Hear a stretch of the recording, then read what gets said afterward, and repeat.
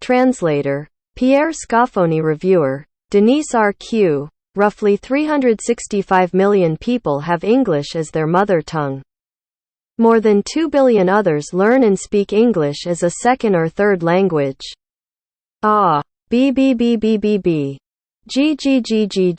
If you speak English, you can make yourself understood to almost 2.5 billion people. Why would you need to learn any other foreign language? Isn't that just a ridiculous waste of time? Nelson Mandela was fiercely criticized by black South Africans for speaking Afrikaans.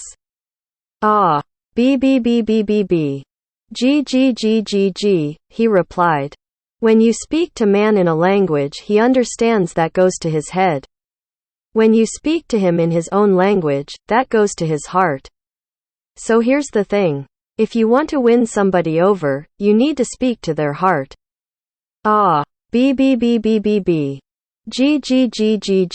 Popes know that. John Paul II spoke like 10 languages fluently and a dozen others on a more elementary level.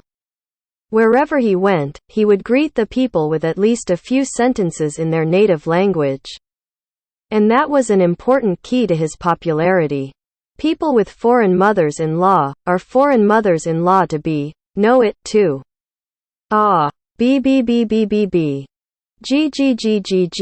They may speak English with their girlfriends, but when they want to be on good terms with the girl's mom, young men are willing to learn the craziest languages, including Dutch. Laugher, and it usually does the trick. Why? Well, our native language is totally entwined with our personality, with our identity.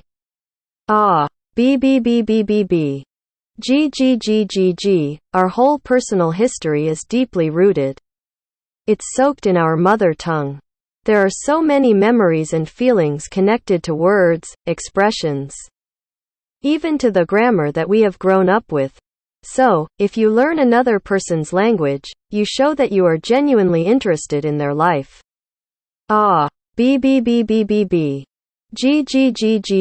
In their personality. What mother-in-law wouldn't be flattered? When you hear your own language you feel connected.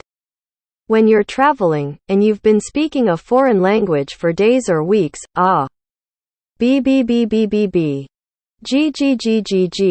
the moment you board a plane where cabin crew greets you in your own language, you know you're going home. If mother tongues had fragrances, I think they would smell of cookies. And of comforting chicken soup, and of Granny's cologne, maybe even a little bit of mothballs. This may very well be the reason why constructed languages, like Esperanto, have never caught on as broadly as could have been expected. However cleverly designed, and simple, easy to learn. No country has ever adopted an artificial language as their own. Nor is a foreign language to be taught systematically on a large scale over a longer period of time, though it has been tried. But somehow, despite the difficulties with natural languages like frustrating irregularities, the discrepancy between spelling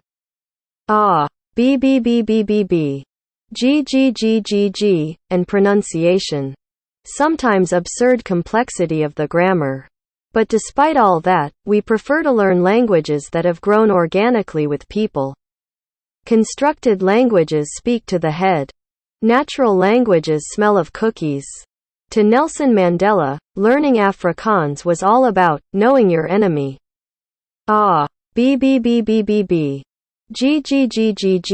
He said, you have to know their language, and their passions, and hopes, and fears, if you want to defeat them.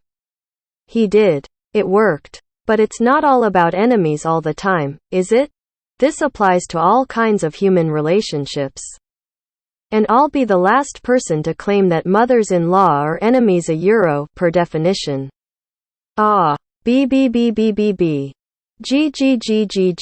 Some 7 or 8 years ago, I was driving through Poland with my family. And the shops were about to close, and we needed to buy food. Finally, we saw a supermarket on the other side of the street. The only way to get there in time was by making a U-turn. So that's what I did. B B B B B B. G G G G G, that was probably dangerous. It was definitely illegal. On the car park. Before I even had a chance to switch off the engine, a euro, I heard a knock-knock. So I buzzed down the window, and two pairs of eyes appeared. Each pair of eyes was attached to a policeman. Ah. B B B B B B. G G G G G. Now, I cannot claim any level of real fluency in Polish at the best of times, but I used to be able to keep a simple conversation going. But in that setting, though, with a guilty conscience, I with two men of the law, in uniform, every sensible Polish word I had ever known just drained out of me. Yet, I didn't consider for a moment trying to deal with this situation in English. English would most probably have given me the linguistic advantage, but that might have made the policeman uncomfortable. So, I was determined to stick to Polish. How? Ah. B B B B B B. G G G G G. That tiny Polish corner of my brain had just gone blank except for one thing. There was one thing that I had repeated so often that I could have recited it in my sleep. It was a children's poem, about a sick frog. Ah. B B B B B B. G G G G G. Laughter. That's what I had. I know it was a bizarre thing to do, but I blurted out, Polish. A certain frog felt weak, so she went to a doc and said she felt sick. The doctor puts his glasses on because he was rather old. I glanced at the policeman. And they were like staring at me. G G G G G ah. B B B B B B. Laughter. I seem to recall that one of them like scratched his head. And then they smiled. They smiled. And that, in turn, put me at ease, well. Enough so that a few more relevant words could come tumbling back into my head. Ah. B B B B B B. G G G G G. I could stammer a few half sentences like, very sorry, needed food. Will never do it again. They let me off the hook. As I ran into the shop, they called. Polish. A euro ościa trademark a liwe podra cubed a 1/4 y. Have a nice trip. It is not my intention to incite you to learn languages, ah. B B B B B B. G G G G G. So that you can travel around the world, break laws, and get away with it. But this little episode illustrates how a few words, however simple or silly, just a few words, can go straight to the heart and melt it. By the way, there was an alternative to the sick frog. There was one thing I knew equally well, a drinking song. Laughter. That might not have earned me a smile, probably a trip to the local police station for a blood test. Ah. B B B B B B.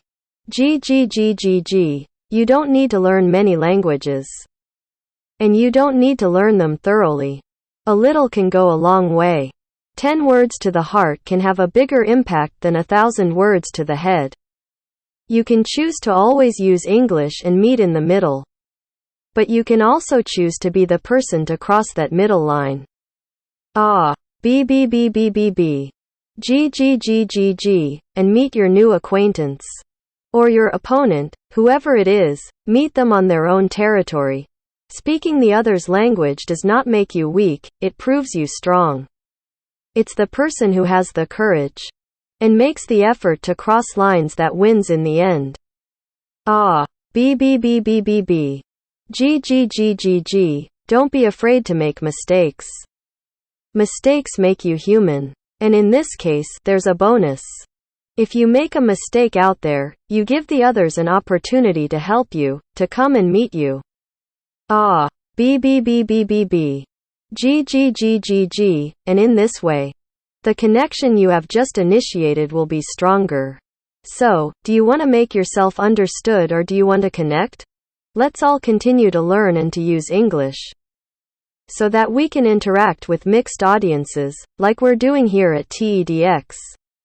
Ah. B B B B B B.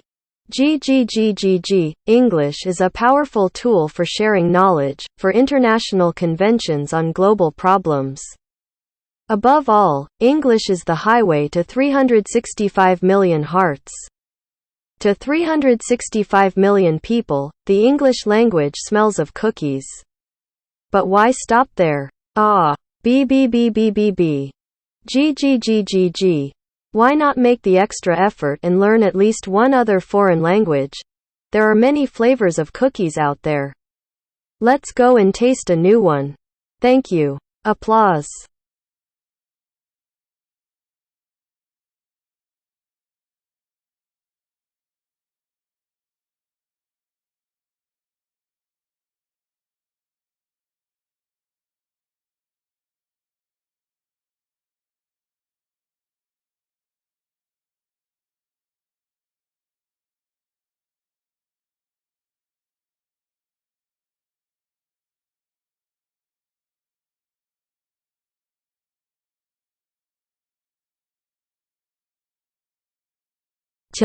Người dịch PS Cophony người phản biện Dennis AQ khoảng 365 triệu người có tiếng Anh như tiếng mẹ đẻ của họ, hơn 2 tỷ người khác học và nói tiếng Anh như ngôn ngữ thứ hai hoặc thứ ba. G. Nếu bạn nói tiếng Anh, bạn có thể hiểu gần 2,5 tỷ người về bản thân, tại sao bạn cần phải học bất kỳ ngoại ngữ nào khác, đó không chỉ là một sự lãng phí thời gian vô lý. Nelson Mandela đã bị chỉ trích dữ dội bởi những người Nam Phi da đen vì nói tiếng Afrikaan. G. Anh ấy đã trả lời. Khi bạn nói chuyện với người đàn ông bằng một ngôn ngữ mà anh ta hiểu, điều đó sẽ đi vào đầu anh ta. Khi bạn nói chuyện với anh ấy bằng ngôn ngữ của anh ấy, điều đó sẽ đi vào trái tim anh ấy. Vì vậy, đây là điều, nếu bạn muốn chiến thắng ai đó, bạn cần phải nói với trái tim của họ. G. Các giáo hoàng biết điều đó. John Paul đệ nhị đã phát biểu như 10 ngôn ngữ trôi chảy và hàng chục ngôn ngữ khác ở cấp độ sơ cấp hơn, bất cứ nơi nào anh ấy đi đến. Anh ấy sẽ chào mọi người bằng ít nhất một vài câu bằng ngôn ngữ mẹ đẻ của họ, và đó là một chìa khóa quan trọng đến sự nổi tiếng của anh ấy. Những người có mẹ chồng là người nước ngoài, hoặc các bà mẹ chồng ngoại quốc cũng biết điều đó.